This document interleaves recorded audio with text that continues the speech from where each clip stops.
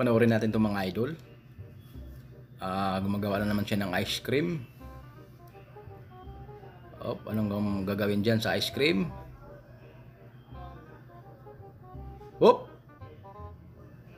Pritong ice cream. Anong mangyayari dyan? Pritong ice cream. Anong kalalabasan yan? May tira pa. Kunti na lang natira. Pinupukpok yung ice cream. Tapos gagamitin mo pala yun. Sinayang mo lang yung ice cream. Piniprito mo pa.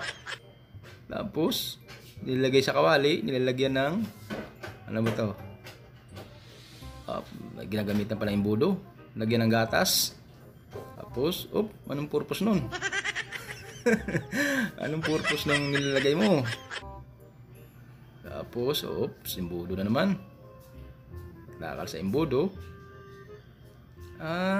Gumagawa siya ng ice candy. Ayos Tapos, nire-rep, kinukuha lang din.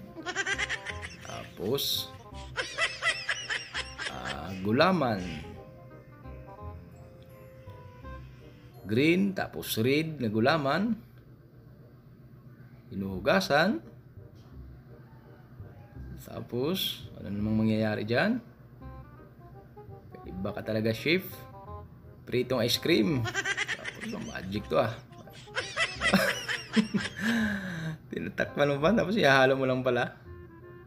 Tapos, may pa-heart pa. Anong nangyayari dyan? Ice candy, tinodorog lang din yung ice candy. Sayang lang din yung balot mo. Tatanggalin mo lang pala. Tapos, yung heart. Yun lang pala. Ganun lang pala yun. Tapos, nilalagyan ng mustard. Tinataka lang naman yung asukal. Tapos, bubuhos lang din.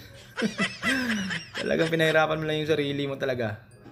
Tapos, wala nang laman sinasala. Tapos, kinukubiran ng tapos lagyan naman sa kawali. Talagang ang daming pinagdaanan ng ice cream hot cake na to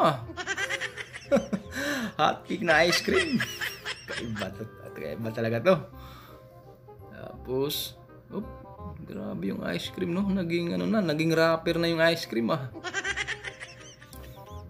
yan naman yan ang pag green. Tapos meron pang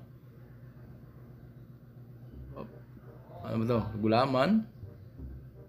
Natakal yung gulaman. Lagyan ng toppings.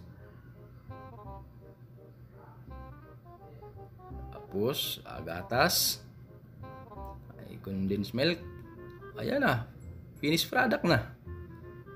Yung ice cream naging wrapper na.